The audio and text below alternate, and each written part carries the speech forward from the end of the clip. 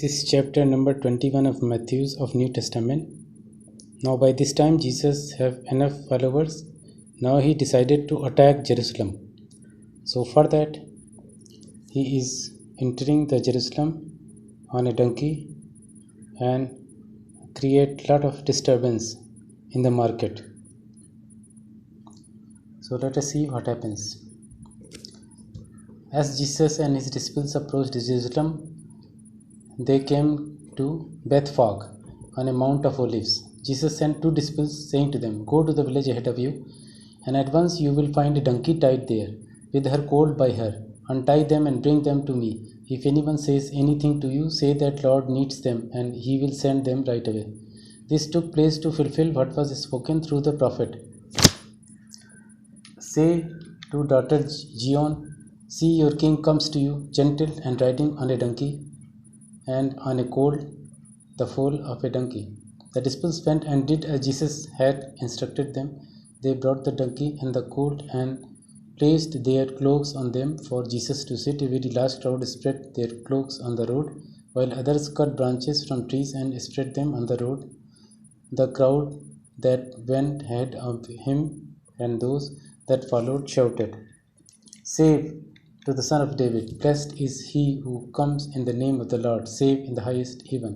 When Jesus entered Jerusalem, the whole city was stirred and asked, "Who is this?" The crowd answered, "This is Jesus, the prophet from Nazareth in Galilee." Jesus entered the temple courts and drove out all who were buying and selling there. He overturned the tables of the money changers and the benches of those selling doves. These scenes we have seen in the Hollywood movies, where drunkards and other rock people are doing. So accordingly, Jesus, as a plunderer entering in a city, overturned the tables of money changers and the benches of those selling doves. Doves were sold and purchased in the marketplaces by Jews. He is told, "It is written, my house will be called a house of prayer, but you are making it a den of robbers." Jesus himself was a robber, but he is calling these people as robbers. The blind and the lame came to him at the temple, and he healed them. But when the chief priests and the teachers of the law saw the wonderful things he did, and children shouting in the temple courts, "Save to the Son of God," they were indignant. "Do you hear what these children are saying?" they asked him. "Yes. Have you never read, from the lips of children and infants you, Lord, have called forth your praise?"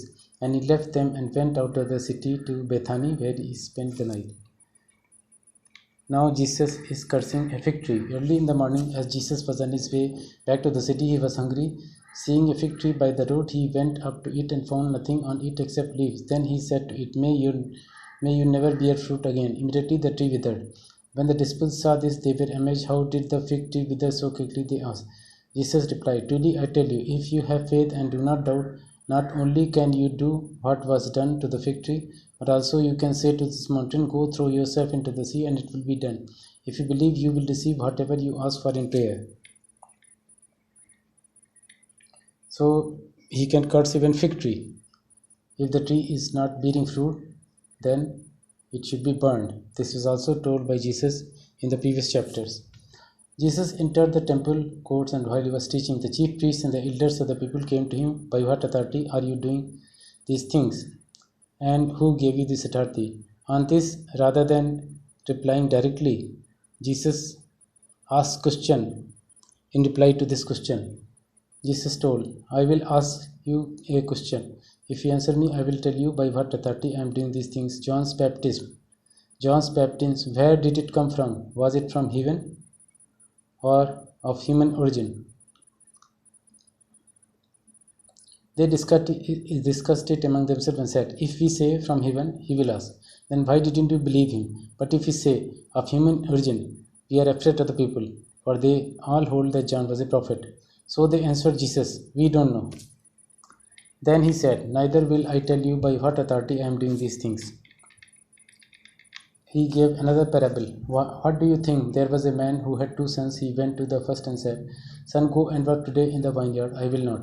He answered, but later he changed his mind and went. Then the father went to the other son and said the same thing. He answered, I will, sir, but he did not go.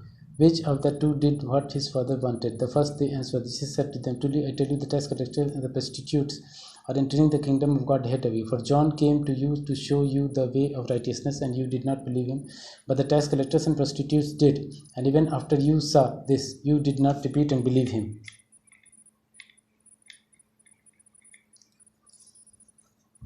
He meant to say the tax collectors and prostitutes and other peoples who were in the marketplace, they obeyed him and they did not listen and they went away. So basically they are obeying them. So they will enter the kingdom of God. He has given another parable. Listen to this another parable. There was a landowner who planted a vineyard. He put a wall around it, dug a wine press in it, and built a watchtower. Then he rented the vineyard to some farmers and moved to another place. When the harvest time approached, he sent his servants to the tenants to collect his fruit. The tenants seized his servant.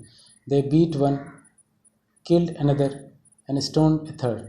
Then he sent another servants to them, more than the first time, and the tenants treated them the same way. Last of all, he sent his son to them. They will respect my son, he said. But when the tenants saw the son, they said to each other, This is the heir. Come, let us kill him and take his inheritance. So they took him and threw him out of vineyard and killed him. Therefore, when the owner of the vineyard comes, what will he do to those tenants? He will bring those wretches to a rest end, they replied, and he will rent the vineyard to other tenants, who will give him his share of the crop at the harvest time. Jesus said to them, Have you never read in the scriptures, the stone the builders rejected has become the cornerstone. The Lord has done this, and it is marvelous in your eyes. Therefore I tell you that kingdom of God will be taken away from you and given to a people who will produce its fruits. Anyone who falls on this stone will be broken into pieces, and even anyone on whom it falls will be crushed. When the chief priests and Pharisees heard Jesus' parables, they knew he was talking about them.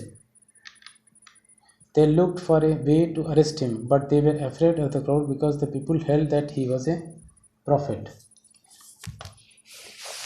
So, what Jesus is telling in this thing is that the landowner is planting a vineyard, but the tenants, who is the landowner? Landowner is the Lord, and the tenants are not obeying. They are doing mischievous things, so they will be punished by the landowner, and they will find a rest end, and the vineyard will finally be given to good tenants. So that is how he is warning those Pharisees and Sadducees who were trying to arrest him.